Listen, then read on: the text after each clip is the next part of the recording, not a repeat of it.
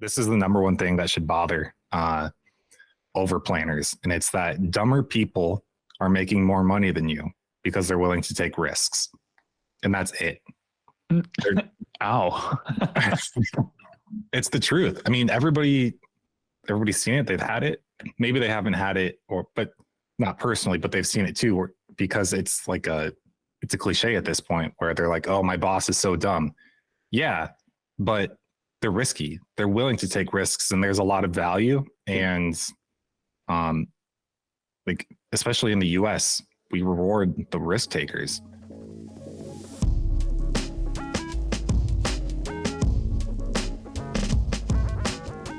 So, I broke my tooth. Right. And so I went to the dentist and they fixed it. And when like they do the stuff in your mouth and you get done and your mouth's like funny. So you're like trying to get all the weird stuff that they put in your mouth out of your mouth. Either like fluoride or like pieces of leftover. Are we talking about like you're still at the dentist or you've already left? You're like on your way out. Mm-hmm. So like when they do impressions, there's like leftover foam and things like that. Mm-hmm. You know what I'm talking about, or am I just making this up? I haven't had a dental impression since I got braces in like 5th grade. So, okay. Well, how about fluoride? I don't know. Like they rinse it out when I'm there. Like I don't know. Maybe you just have a bad dentist. Wait, me or you? You. Because no, I think this is pretty standard at this point that they like paint it on your teeth, and then you go about your life and yeah, well, I guess this was different. I'm sure some people listening know what you're talking about. I mean, and I'm just being weird. Yeah, well, so they do the paint on fluoride. I guess this doesn't even apply here because what they did was they did bonding to my teeth. So there's like chunks and pieces left over and whatnot. But what I realized is I can remember as a kid, I'd like run my tongue, like around my mouth, and I felt like I could reach 100% of what's in my mouth, and now I feel like at some point in time, it went from like 100% to 95%. And there's a 5% in each quadrant that I'm incapable of reaching with my tongue. And I want to know if it's just me or if everybody's like that. You can't reach it? Like you can't lick it? And so like if you put your tongue right now, towards like towards the corner, like as far as, but on the outside of your teeth, like you go around them. Can you reach like the very corner of it? You're like, maybe because I got a crazy long tongue. Bro, I can reach everything with my tongue. I got like a 3.5-inch tongue. Yeah. So you can reach 100% of your mouth. Well, the lower sides are a little bit harder for me because I can't twist my tongue to get the top of it. There's like a remaining 5% that I'm not getting. I also have mandibular tori, which means like the bone muscles, not, it's just the bone. It grows a little extra. It looks funny, but there's nothing wrong with it. But so I was wondering if that was it. So she said. I figured as we're doing this, everybody listening is like trying to see if they can reach their entire mouth with their tongue. As you were explaining that, I was doing it too. I was like, what is he talking about? It's like unavoidable. Yeah, I can't do it. So the reason is because I noticed that there was like a piece of leftover tooth or something. I don't know what it was, but it was in a place I couldn't reach with my tongue. So I'd actually like use my finger. Anyway, it was weird, but I came home and I told it to Jenny, and then she tried, and I don't know. I hope everybody tries it now and finds out if they're capable, if they're me or if they're you, if they can do it. It's not something that I like have been growing up and been like, man, that sucks when I used to be able to do this, or like I've always been able to do this. It's not a thing. No, I know. And that's why, I don't know, when it happened, I just thought, wait a second. I felt like I used to be able to do this. What happened? Something changed. But anyway, so that was it's like me walking upstairs without my knees hurting. I feel like I used to be able to do this, and now for some reason. What happened? But yeah, so actually, hold on. I think my sound settings are a little funky. I'm not sure if it's actually going. There we go. Yeah, that's better. Okay. Second, I want to talk about Stacked Marketer. So this is actually applicable to marketing and stuff. They sent one. It was yesterday. And I want to pull it up. Actually, give me a second. I'll pull it up. Okay. Because they said something, and I'm ready to fight. It was. I'm so behind on my Stacked Marketer emails. Like I've got like 4 of them in my inbox. Really? Yeah. Okay. I refuse to just like not read them. Yeah. No, there's good stuff every time too. Have you been putting the link in the description of episodes when you mention but it? I will on this one. Yeah, I mean, so for people listening, there's a referral link. We don't get money or anything, but they do keep track. You get swag. I get swag. Yeah, they have swag. So Jake and I both have one, but so at first Jake was like, I don't want to do it because it doesn't seem fair because we should both do it. I'm like, I don't care. Like, how about we just have one person do it, and then if we hit their maximum or whatever, then we'll switch it over or something. But it's not a big deal. Let's just do it for the sake of doing it. Honestly, I don't care. You should sign up because it's the only newsletter that I pay attention to in the industry anymore. I don't have time to read all the other ones. And they cover everything, like literally everything. So you should do it because it's worth your time. But okay, so it was about overlay ads, and I want to read it verbatim. Oh, I did read this one. Yeah. I did read this one. Yes. So they said YouTube has decided to scrap overlay ads. And these are the pop-up banner ads. So, 728 by 90 by 92. I can't remember the exact number now. We don't do as much with display. It's 90. 90. Okay. There we go. They're scrapping it starting April.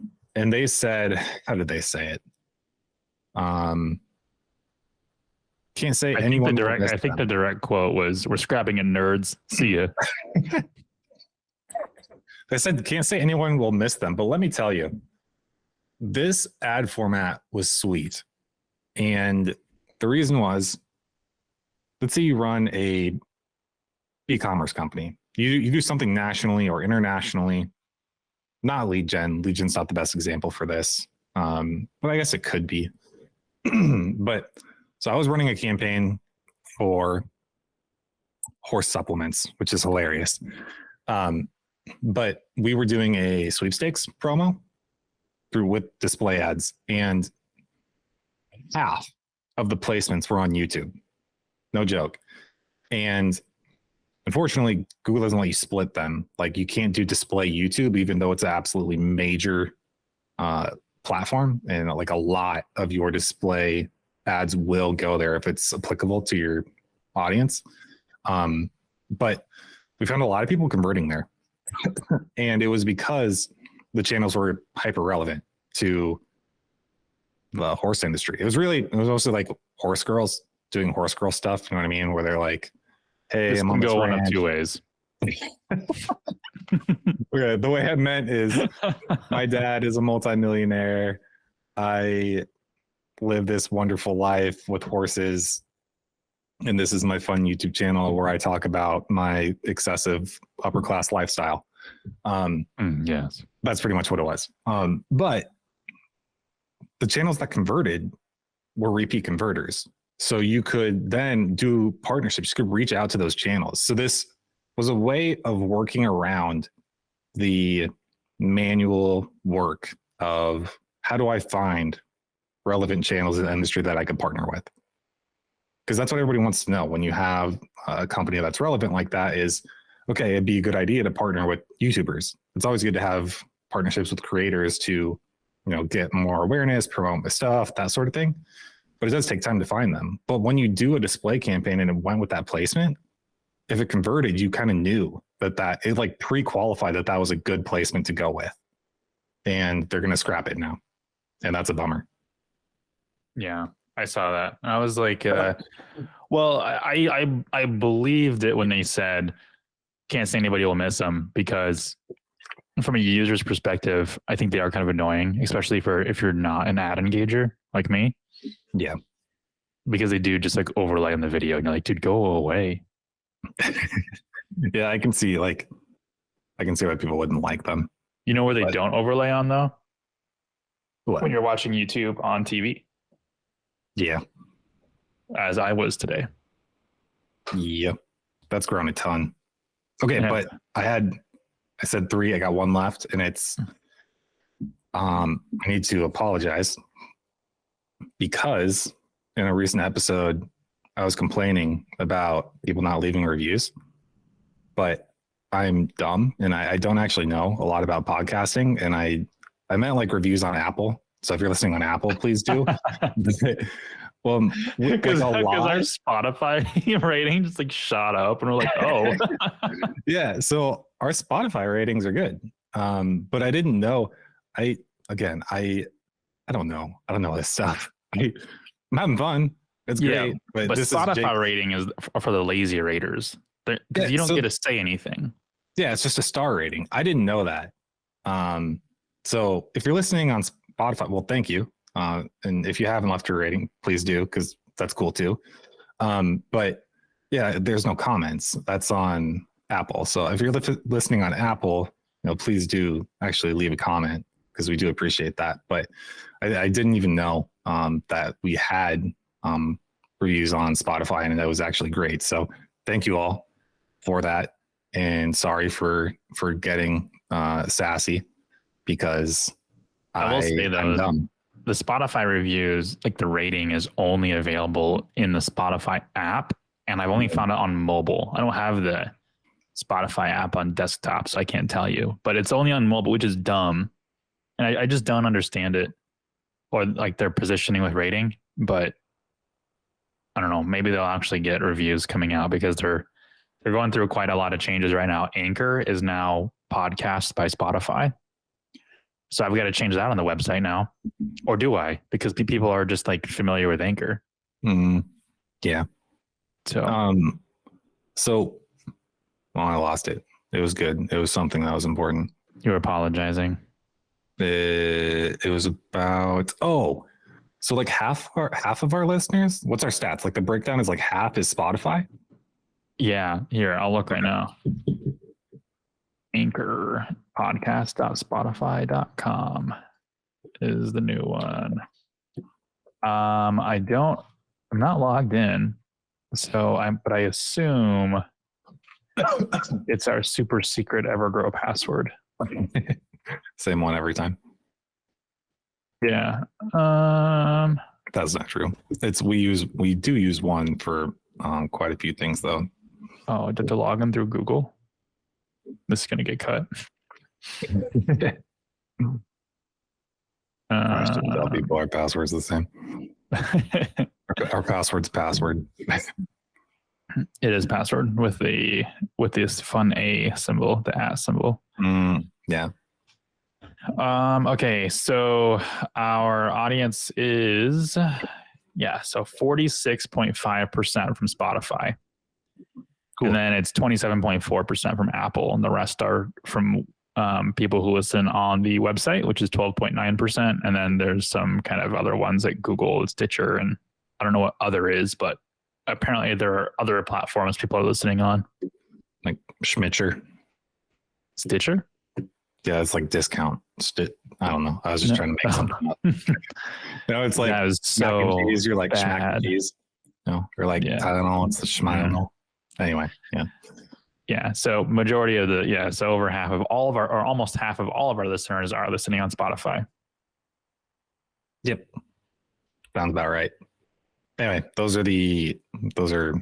half of them could be from Apple if there were more reviews. Yeah. Yep. So yeah, please. I don't want to beat this to death. I'll stop doing it as much too, but like, if you haven't, do it. That's all I'm going to say. Please leave a review. All right. Well, moving on. Okay. So we have an episode today that's very it's actually kind of two-sided. Cody and I kind of share different beliefs on it, but it's weird because it's not actually, if you know Cody and myself, Cody and me, Us. me. We actually have the opposite view on this that you would think for each of us. And I've been seeing a lot of stuff in some Facebook groups regarding some of this, or some of the advice that people are giving. And it's kind of how I've formed my opinion on it as well. It's also kind of related to how I started Evergrow and kind of the intention that I took with that, as well as this podcast as well. So first, some of these, I'm gonna get that. I'm gonna cut that out. I had a brain fart there. But okay. But today's episode is actually about kind of finding the equilibrium behind just starting your agency or starting whatever venture you're going on to versus taking time and planning. And there's a point in which you can plan too much, at least I believe. And then there's a point at which you can start too soon without planning. And I wanted, and Cody, you actually brought this to me. You were like, hey, I've got a bunch of feels on this. And and you seem kind of annoyed. I'm like, all right, well, it's funny because I have the opposite of you, but let's, I want to hear you out. What say you? Well, yeah. And it's not even necessarily opposite view. It's that our opinions are influenced by our personalities. And I'm a very cautious planner to the point that left to my own devices, I will not move fast enough. I need pushed a little. Whereas Jake probably needs a little bit of a break sometimes, right? To stop and analyze things, right? So both of our perspectives are shaped from that. And so there's a balance and equilibrium, but most of my thoughts are around, especially because people are listening to a podcast. And I think the people who are spending time to do this, and we've talked about it before, if you're not also working on something or doing something, stop listening and start doing something. Like, even if it is planning, right? That can be appropriate, but don't do nothing. Don't just, let yourself plan forever and never take any action. And I wrote down lots of feels on that in particular, but Jake, I'll let you talk a little bit about the inverse feeling and the approach to that. I think a very damaging thing you can do is start too early without putting any thought into what you're doing. And there's the reason why I've kind of formed my belief is because I like to go against the grain of what all the other gurus out there are saying. Because in my mind, if they're all saying one thing, it's probably wrong. Because it's just a guru thing. And it's like, I just hate them so much.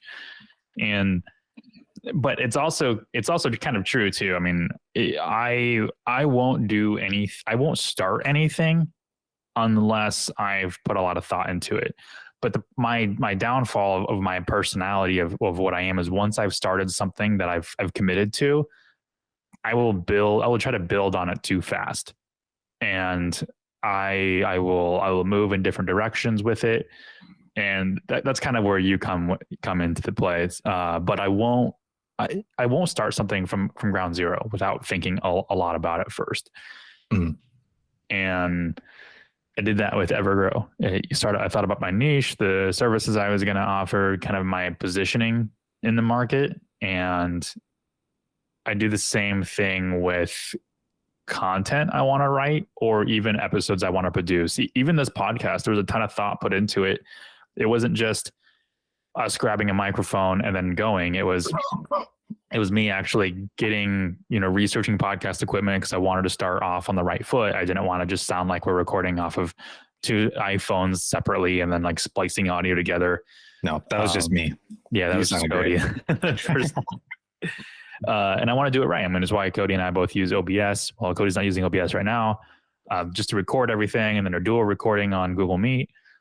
And the first 15 episodes are structured they're very structured. It is literally how to start your agency, 1 through 15, and then everything else is kind of secondary and tertiary after that. But the first 15 were very thought out and planned out. And then even now and then we get into like 3 or 4 episode sprints where they're going to be a series. So we've got a couple episodes coming up about why it's important for your clients to know about target cost per acquisition and the importance of tracking and Google Analytics and things like that, regardless of the agency that you are. But I didn't want to have that conversation. I don't know. That's a 2-parter, and we didn't want to have it earlier because we only had 1 week between the interview that we had last week and, coming, afterwards, basically. So we threw in the episode about now 2 weeks ago about, God, what was that one? I was just listening to it. It just came out today. I'm blanking.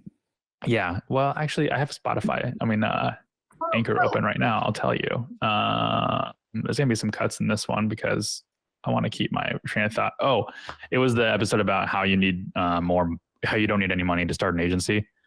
So like that one was almost like the filler episode between the interview. And then, now we'll have room to make these sequential episodes. But basically that's just a long tangent just to say that there's just a lot of planning that goes into a lot of things that I want to execute, but I don't take too long to do it. And if I do take too long to do it, it's probably not that important. So those are my feels. Yeah. So I have a list. I wrote down a list. Did you check it twice?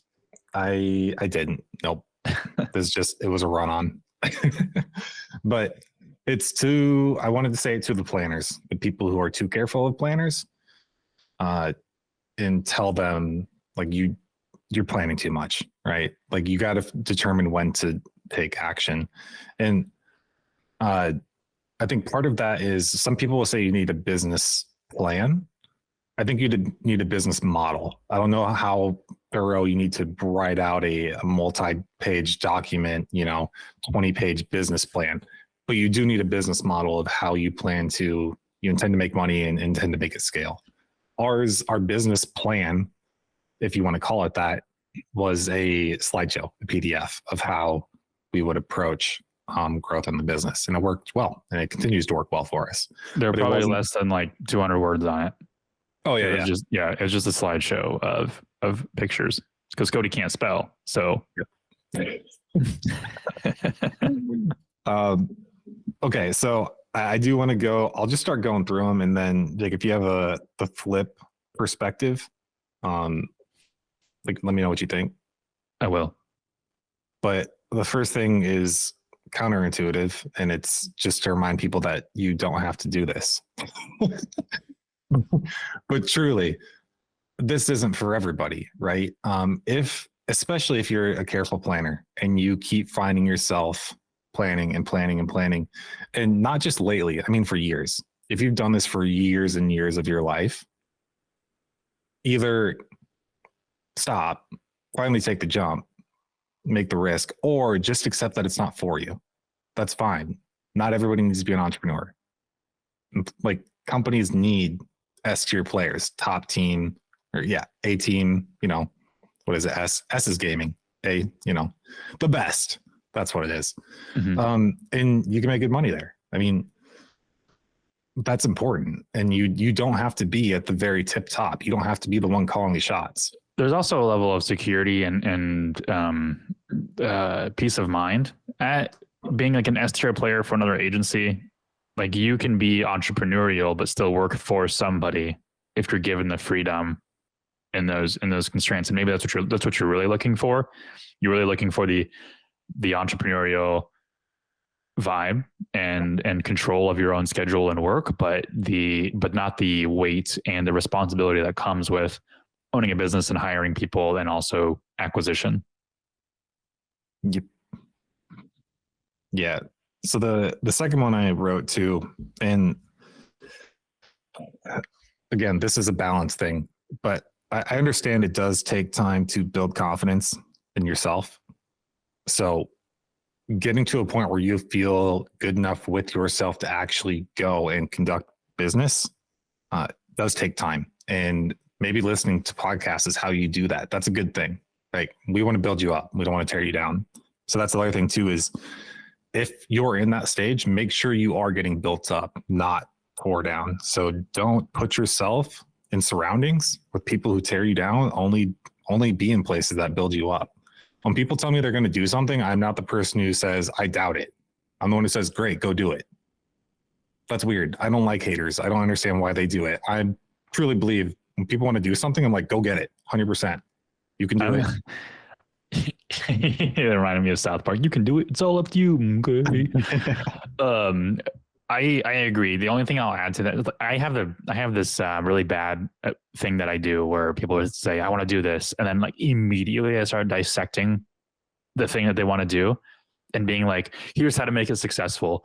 But like, I never like go the opposite direction that a lot of people go, which is basically like, this isn't going to be good. Here's why. Mm-hmm. I'll usually come in and say, this is an idea. It might be a bad idea, but then I would kind of say like, it might be better if you do it, if you kind of go this angle versus, I'll put my own spin on it. And I shouldn't do that. I should ask people if they want my advice, because my advice isn't always great. But I mean, like, if I was doing it, this is what I would do. But I always try to make someone's idea successful as like a foundational idea mm-hmm. when I jump into those. So, well, yeah. It is good to get the reality check too, though. Like, if you don't want to go into a business or develop a business model that is just terrible. Somebody along the way should remind you and be like, hey, look, nobody's gonna buy shoes for $100,000 when they don't know who you are. I did this to somebody. I wasn't like, it was a couple of years ago. I think they were in my family, or they were like a friend of mine, and they're like, I want to do this. And I said, are you sure there's a market for that? Because you can just do this. And I can't remember what it was, but they were like, well, it sounded good in my head. Yeah. So it is good to get the balance, but don't let people, there's a difference between having people be constructive and then be mean. And mean people are just not good people to surround yourself with. So if you know too that you need built up and like an accountability person to also build that confidence in you, that's a good time when you get a partner. So that you do find this middle where you build each other up, you hold each other up, and you grow with each other. Of course, that's easier said than done. It takes time to find a partner that you can really like and appreciate and do that with. But, put yourself in the environments where, excuse me, I'm dying today. I have no idea why. I don't even think I'm sick. Is your mouth dry? Let me eat something. Like a pretzel. I'm like crying though, like my eyes are watering. I want to eat something that's even drier. Well, I've been drinking it. It's not doing it. I've been drinking lots of water. This is a nice little interim. I should put the audio of like the intermission. Like Cody's dying. He's ruining the podcast.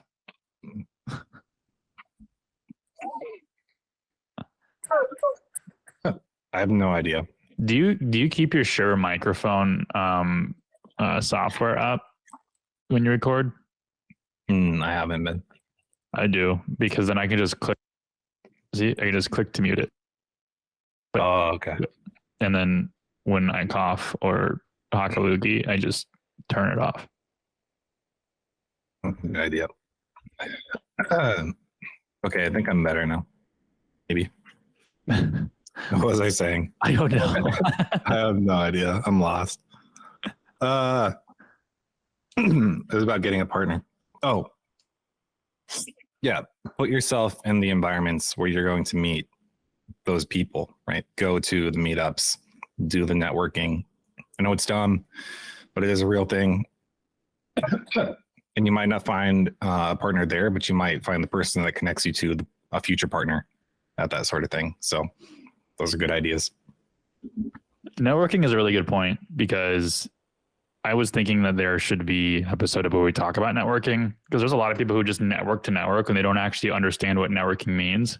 And Skylar talked about it in the last episode where you were at the very end, where you asked him what was the biggest game changer for him. Or maybe that was me in terms of acquisition. And it was utilizing your strategic partnerships. And not everyone is going to be a strategic partner. Some of the people that you network with are just stupid idiots, just like you. and they're never going to go anywhere. And I don't say that like that's you. I'm saying like that was me, thinking that networking was just getting to know as many possible people that I can in the industry. But there's sometimes you can network with the wrong people, or spend too much time networking with the wrong people, or people that won't get you to where you need to go. But that's really for like a whole nother episode though. Well, it's important to note that some people are professional networkers. Like that's what a recruiter is effectively. They spend all day on LinkedIn and talk to people, and they go to events and they talk to people, and that's their job, is just to be connected. And I used to think it's dumb, and then you realize later on that no, it's actually really important. Even if you don't like doing it, even how you do it is different. Doing it to some capacity is still important.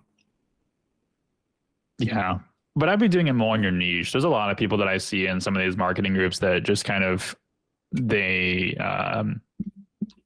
network with other marketers, which I think is a little weird, and not like within their niche, because you're not getting money from those marketers, you're getting money from your niche.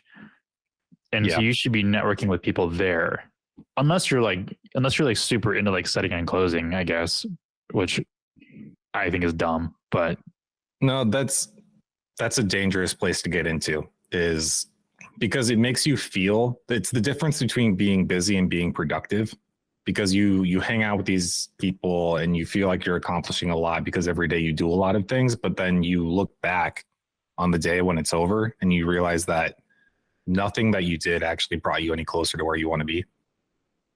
So be careful, because it is fun to hang out with some of those people, but they're not going to actually get you closer to your end goals. So yeah, maybe limit your time in those environments. But you said something about dumb people, and that was my next point, which is this is the number one thing that should bother over planners. And it's that dumber people are making more money than you because they're willing to take risks. And that's it. Ow. It's the truth. I mean, everybody's seen it. They've had it. Maybe they haven't had it, but not personally, but they've seen it too, because it's like it's a cliche at this point where they're like, oh, my boss is so dumb. Yeah, but they're risky. They're willing to take risks, and there's a lot of value. And like, especially in the US, we reward the risk takers. So that should be enough to catapult you into action, is knowing that, look, you're more than capable of doing this. I do have a slight deviation. So we're 3-1 right now. So I agreed with you on 3 topics. On this one, I kind of do, but I'll put my my input in there. And I think yes, you should take risks, but you should do. I mean, and you'll agree with me on this. You should do everything you possibly can to mitigate your risk, and which means risks are good for growth. Cody, you made a risk when you jumped ship, when you went from your full-time job to your part-time job to the part-time position to just not having it at all. Mm-hmm. I'm the only risk that I'm really taking is playing fast and loose with my day job and getting fired potentially. But you almost spit that water out. Yeah, that was a bad time to take a drink. So like I'm not as risky as, which is weird, because usually you look at me and Cody and you see, oh yeah, Jake's the risky one. But I think there's a lot of more value in planning before taking the risk. Is planning how impactful is that risk going to be? Can you mitigate it? And then is the risk you're taking intelligent? Is it a smart risk to take, or what are the downsides? Do you have a safety net? Things like that. And I'm sure you agree with it as well.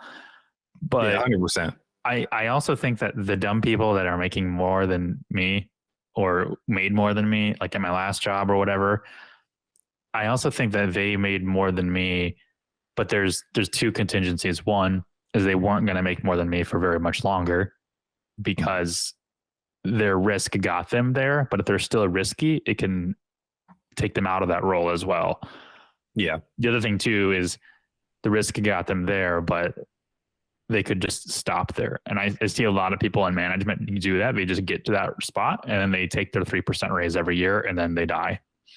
Yeah.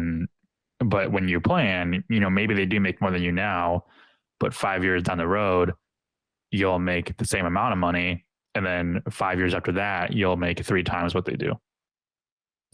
So what is so the flip side then, if you are naturally more of a action taker and less of a planner, how do you analyze your risk and safeguard it to make sure that you're not doing something dumb? Like, how do you, if you're normally more of an action taker, how do you minimize your risk if you are the action person? Like, what's your approach? Contrary to popular belief, I've never really been an action person. I didn't ever even go to and this is just kind of I don't know why it makes sense to bring it up, but I've never even been to a casino until I was. I know, that's the one that blew my mind. 28. We talked about this in the first few episodes. But not until Lauren and I went to New Orleans, French Quarter for Mardi Gras in 2022. So last year. And yeah, we went in with $20, and played penny slots for 3 hours, but we actually came out on top because we got a bunch of drinks for $20. So, I've never been the action taker or the risk taker, but there have been situations where You started this company though. You were the 0 to 1 guy. Yeah, I didn't consider it risky. It wasn't a risk. It was just I'm not risking anything, so why not and do it? Even that perspective though, because think of the people listening right now who are afraid to even do that, right? Or maybe afraid's not the word, but they just haven't done it yet. Even that takes some courage and some willing to take risks. So what do you say to them or to that? Start it, pussy. That's probably the advice that my dad would give me, honestly. I don't know. I was just tired. I think I was just tired of being in debt and just not having money to do anything. And I was tired. I was just exhausted and I was tired. And I got to a point where I just said, I'm just going to start taking baby steps and doing it. And I didn't go full bore. I didn't just I come home from work. I'm got to get my website going, got to do all this, got to get branding done. It was a lot of reading up on SEO and Google Ads and just learning and ingesting information and taking baby steps. And I started researching what I needed for a website. And I got on Wix because WordPress seemed too complicated for me at the time. So I just started slowly building, and it took me a few weeks to build my website out, probably even longer than that. And it was a terrible looking website. It was so awful. Ask me how long it took me to build my first website. I bet I know. How long did it take you to build your first website? That's a great question, Jake. I'm glad you asked. It took me 9 months. Oh my. That? You're talking about C Digital? No, and that was never actually a website. That was just a domain. That was my first niche affiliate site for SEO. Oh. Yeah, I spent 9 months on it because I had to learn everything. And I didn't have to because, there are definitely, I did. Yeah. I could have done some different shortcuts and stuff, but I came into it knowing I want to do this for the long haul. So I want to learn it all right from zero. And man, there's so much Googling right? Like, Yeah. what is cPanel? What's a cron job? You know, like all that stuff. I wasn't, when I started, I wasn't quite at that level. That was too much for me to take because I was learning everything there was about like just business ownership and executing SEO services. But like your whole thing was having a website. That's how you made money. That's what affiliate marketing is. For me, I was more service based. So it didn't matter what platform the website was on. I just needed to have one. Mm-hmm. And it was just a lot. I think the biggest thing that actually got me like going, this is embarrassing to say, I hate this because I have to give credit to it, but it was taking that Tai Lopez course. Mm-hmm. And even though I didn't finish it, even though I was like, this is a bunch of crap, it actually did get me going and doing my thing. Now, I will say that I'm an outlier. The vast majority, like 99% of the people who take those courses don't actually do anything successful with it. They try, but they all fail. And I think there is a mentality shift is where I had already kind of wanted to do this. I just didn't know where to start. And that kind of gave me the legs. And that's the whole point of this podcast. The whole point of this podcast is to save you from things like Tai Lopez or save you from Grant Cardone or, you know, wherever it is that you're purchasing courses from either affiliates or setters and closers and things like that. And I just wish I had a podcast like this when I started. You said something that was my next point. Basically, you said you were tired of being broke and in debt. You want to get out. You want to make money.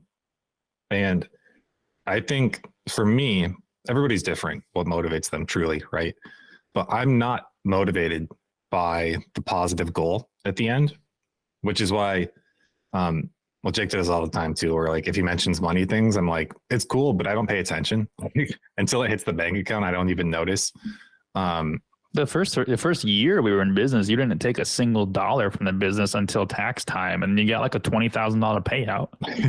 Yeah, yeah. So it's just not the thing that does it for me. What does motivate me is fear. I call it fear of the inverse, and it's what is your life like if it continues how it is now, and are you okay with that? And that goes back to the first thing. If you are, that's fine, but if you're not, then that's when you need to do something. If you push this out, you push out your current trajectory 5 years, are you going to be where you want to be? And if you aren't, then you got to start making some changes. And that's what you got to think about. I think about it every day. It's a memento mori thing, right? You're going to die. And you have to constantly remember what the negative is and your bad consequence. And it might not seem, if it doesn't seem that bad, then okay, no big deal. But if you're terrified at the thought of, getting to be, 50, 60 years old, and you know that at a job you can't make enough money because you don't have the skills, and it doesn't have to be entrepreneurship, right? It can be something as simple as, like for me, I hit 28 and I said, man, I wish I knew something other than English. And I went back and learned Japanese. So it can be anything. But you got to let the fear also motivate you too, instead of just, that's what I think. And that's my perspective. And that's how it works for me, is because the positive itself isn't enough to drive me. I have to think about, man, it sounds really scary if my life just keeps going how it is and I end up keep getting older and older. And I don't do these things before I die because I really want to. Yeah. That's how I live my entire life. When I was younger, I used to say something all the time, and I never want to be known on my death. If I'm on my deathbed, I never want to be known as somebody who couldn't do something. And so I kind of find it kind of a cringy statement now, but basically what it just means is everything I do, I want to do it with 100%, and that I'm going to try and actually be successful at this. But the problem is not everything not everything there is like you can ever be good at, because there might be something that you do try and your brain is just not wired to pick it up. So this is kind of part of my thought process too, is I don't want to start something that I know I can't finish. And Evergrow was a little bit different. And like, I refused to give up on Evergrow because in 2017 is kind of when I conceptualized it. And then it carried over into 2018. And all of 2018, I might have had one client that lasted two months. And I remember going back to my apartment, 2-bedroom apartment, but 1 bedroom was just for the office. And this is back when apartment prices were pretty low. now rent's super high. I was paying like before everything crashed. I was paying like $800 for a 2-bedroom apartment, and I could do that on a $40,000 salary. And I remember just like working, and the only thing I would be doing would be building out a website or like building out a free website for a friend just to build a portfolio for a freaking year. Like I just could not get clients. But also my prices were not super great. I mean, I wasn't pricing for what I was actually worth, and I was pricing a little bit higher than what I probably should have been. And I had tiers that were stupid. They were like phase 1 Evergrow tiers. Green star up to the Rainmaker. I like to give that one so much crap because it's like one of the few failures we've had, and I just like to, that was we gotta talk about it. It's good to talk about the failures. But no, I was just saying, like, I just remember going and not having any clients and just continuing to work and try to build the brand and network in my niche. And right when you and I partnered up, the floodgates opened. I don't even know what happened. I don't know how it happened, but I think it was just that entire year and a half of just building myself slowly in that niche. And then all of a sudden the leads just started kind of rolling in. And yeah, it's like you were a tree and that was the roots, right? I mean, nothing happened up above, but all the growth was happening underneath. Yeah. You're saying you were the roots? No, everything that you were doing, I was like fertilizer maybe. Oh, but yeah. All the work that you had done. You were shit. It's just manure dumped on those roots. It's me and manure. Well, yeah. So that's important to remember too. I can't remember where I read this. I think it was an email by Glenn Alsop. He's the guy who runs it was Viper Chill. Now it's Detailed. But he talked about a guy who for like over a decade hadn't done anything. It was always in the, biggest fan, but never the doer. And then eventually he did. And so I think, look, you can't put if that's who you are, you can't really put a timeline on it too, as long as you're okay with living your whole life. That shouldn't scare you either. Living your whole life and having it not work out, you shouldn't be ashamed of that too, because if that's how you feel, I think it's not for you. Maybe that's too aggressive. I don't know. I'm going to repeat this quote until the day I die. It's because this was probably my biggest deterror from like starting something, but it was, again, it's Earl Nightingale. Don't let the fear of the time it will accomplish to take something stand in the way of your doing it. The time will pass anyway. We might just as well put the passing time to the best possible use. And that's literally how I live my life. So I want to learn Spanish, for instance. I'm doing that right now. I will never learn Spanish if I don't just do it. And the time's going to pass anyways. The other deterror that I had, we've talked about this before, was also video games. I just could not step away from video games. It was eating so much of my life. If I had free time, I'd play video games. Now, if I can find free time, I'll study Spanish or I'll continue studying French. Or I'll write something for the Evergrow website or the Everbros website. But that has also become fun for me as well. So it should be fun. Yeah. And I think if you're not starting something because you're afraid it's not going to be fun, then don't do it. Yeah. Yeah. It should be fun. Also, when I went to college, I sold all my video games because I sold or gave them away because I knew I would have a problem. And I saw it. I saw all the guys in the dorms too, where like, you guys have a problem. And it's a weird thing now because gaming, it's like it's like drinking in some ways. It's become a socially acceptable problem where people say, oh, it's like its own culture and that's fun and that's cool. And again, those things are fine as long as you're okay with them and you're happy. If you're not, because you have a problem, get rid of it. That's my recommendation. Yeah. Don't enable yourself. It's hard. For me, it just kind of naturally fell off. I mean, it's hard to quit it cold turkey because you do have a bunch of friends online. And if you're like me, you're an achievement hunter. So your gamer score is going to drop. You're not drop, but it's going to be stagnant and you're not going to, I was always afraid of like not collecting the gamer score from the old games, and they're going to shut the servers down, and I'll never be able to get those achievements again. I did that for Halo. I grinded Halo out for like 2 months because they were shutting down the Halo 2 PC servers, and then Halo 3 servers finally went down. But it was a gradual thing, but it was because I took those baby steps to starting, that those baby steps eventually turned into like normal steps, and then they started becoming leaps. And then by the time they were normal steps, I could probably game once or twice a week, and usually just on the weekends. But then by the time they were leaps, which is what they are now, I can't even look at a console right now. I have a Switch, a Wii. I still have a Wii. These are great. Well, I have a Switch, a Wii, a GameCube, a 360, and a One, all on my entertainment center, and I don't think a single one of them is actually plugged in. They're just there for looks. Yeah. So okay, I had a question for you, because you were talking about being scared before too. Did you have any like clear panic, and then like passing through it moments in the business? Because I can remember one very clearly for me and where I was when it happened. But I want to know if you had any. Where you were very afraid about usually the amount of work, right? Or what is going to have to happen in the business for it to keep going and be successful.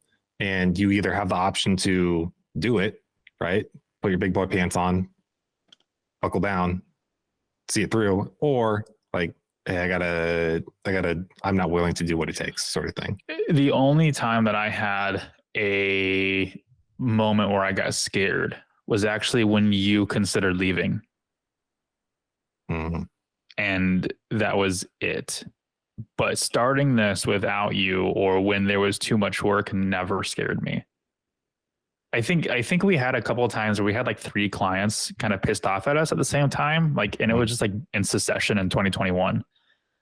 Yeah. And I was just like, oh, like we got to figure something out. And that's when we stopped selling the Rainmaker, actually. Yep. Yeah. So I can remember mine, and it was, I was at the condo with Jenny, and you would just sign up a bunch of accounts. So this is February of 2021. I know exactly what it is. And I just realized, like, there goes the whole weekend, right? Like and it's not just like the normal awake time. It's like, I'm going to lose some sleep and the whole weekend.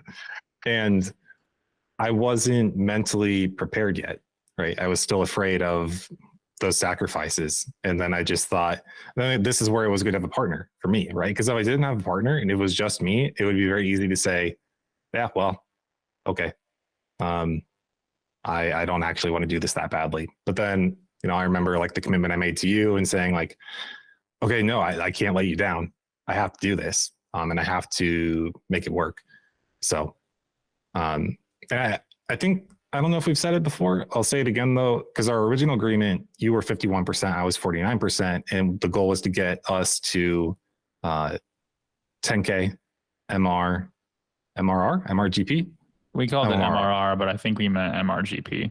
Yeah, monthly recurring gross profit. And then we would reevaluate either, I come in 50-50 or I jump ship, you buy me out, that sort of thing. But that was also because we just didn't know each other as well yet too. So it was kind of a safeguard on both of our ends to make sure that if we're going to continue working together, everything else goes along with it. Yes. I feel like that's such a weird concept for our listener to hear. Like, we didn't know each other very well, but we partnered up. Yeah. But how else? I mean, okay. So maybe you're in the crowd of, I worked with this person at the same company. We were employees for several years, and then we decided to jump ship and do this ourselves. That's cool. So maybe we're in a minority in that way. But partnership stories are always weird, right? I mean, I don't know. What about, who are the billionaires? Jeff Bezos. Not Elon Bezos. Musk. The older guy. Warren Buffett. Yeah. And what is it? Charlie Munger? Is that his name? Yeah, that's his partner. How'd they meet? I don't even know. I don't know either. Let's Google it. History lesson for the people. Warren Buffett and Charlie Munger first met over dinner in 1959. Buffett recalled in CNBC special. Buffett and Munger, a wealth of wisdom. The now iconic business partners were introduced to each other through the family of a well-known doctor in Omaha. Cool. How old was he then? Well, it was in 1959. So let's look at. When was Buffett born? He's an old guy. Born in, it truncates it. 30s? 1930? 1930. So he was 29 when he met Charlie Munger. Cool. And we were bro for life then, right? I mean, yeah, those guys have been hanging out a long time. Yeah. I was like 21 when I met, 21 to 22 when I met you. And then I was 24 when we partnered up. It was 2017, no, 2019. Beginning of 2019. So was that 4 years ago? Math is hard. Yeah, I was 25 when we partnered up. Cool. Okay, I had one more. This is the one I want to hit people hard with. And this is it's a belief I have. And it's in many ways less American, especially lately, where everybody's all about strong individualism. But I believe that as humans, we have a responsibility to live up to our potential, and you owe it to others to do that. You are entitled to live the life you want, but you have to live with the consequences. So when you don't pursue your maximum potential, it's a slap in the face to God. I truly believe it. If you are capable, then you have a responsibility. If you can do this and you're not, it's an insult. It's an insult to God. It's an insult to your parents. It's an insult to everybody who has made you as capable as you are. You owe it to them to do this, to do the most that you're able to do. I would go the route. You owe it to yourself because you get one life and then you're dead. Like this is it. And if you have really two options, and one option is to pursue the things that you're capable of, and the other option is to live a sedentary life and do the things that socially are constructed for what a middle class person is supposed to do with their life. Yeah, mow the lawn on Saturday. Yeah. and that's why I say you owe it to yourself, is because you will die. Like you say memento mori, and this is a lot how I live my life as well. I guess the two quotes that I would live my life by are the Earl Nightingale one, and then also memento mori. And I don't want to be, I don't want to be 67 years old and getting close to death and realize like I did nothing with my one life and I don't get a second chance. That's depressing. No, that's good. I was like, shut up. Don't say anything else. We just leave them with that. Think about that. Now go work. That was good. I liked it. No, I will say though, like, if you're ever curious about, or if you ever have some of these questions and you like just genuinely asking questions about starting an agency or where to get started, a lot of these questions are being asked in a group that I'm in, that I'm actually a moderator of now, but it's marketing agency owners. It's got the two fire emojis, one on each side of it.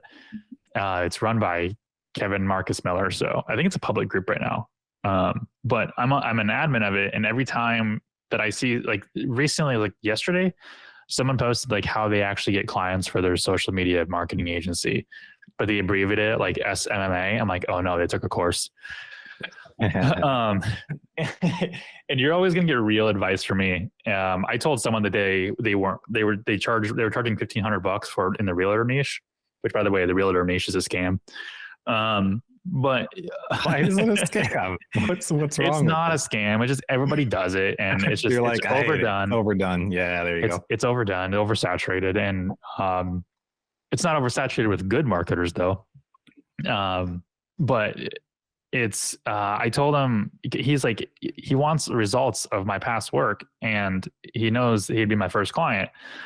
And I was like, if he knows you're the first client, he's your first client, then he should expect you to not have results. And he wants them to prove it. And I was like, he goes, the first month is I'm charging $750, and then it's 150, 100 every month after that. And I was like, you're not worth that. Like you're worth maybe a third of that, maybe. Probably less than that. You're probably worth nothing, honestly, until you get results. It's hard to start from zero. Yeah. And I just told them straight up. And if you want straight up advice like that, you can do one of three things. One, you can fill out our form on our website. Two, you can comment on this episode on the website. Or three, you can join this group and then just post something, and then we can approve it. And then I'll just comment on it, and we can have a dialogue there. Cool. But it's also a group where I get a lot of my inspiration for some of these podcasts. Good.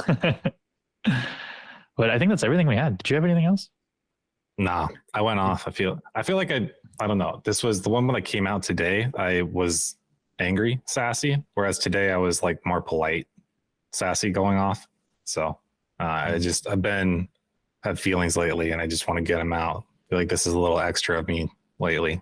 I got to go back to my just kind of hanging out in the background. But I like spicy Cody. It means cool. I have to talk and think less during the episode. But I prefer it that way too, though. So. Me too. All right, everybody. Thanks for listening. See you next time. See you.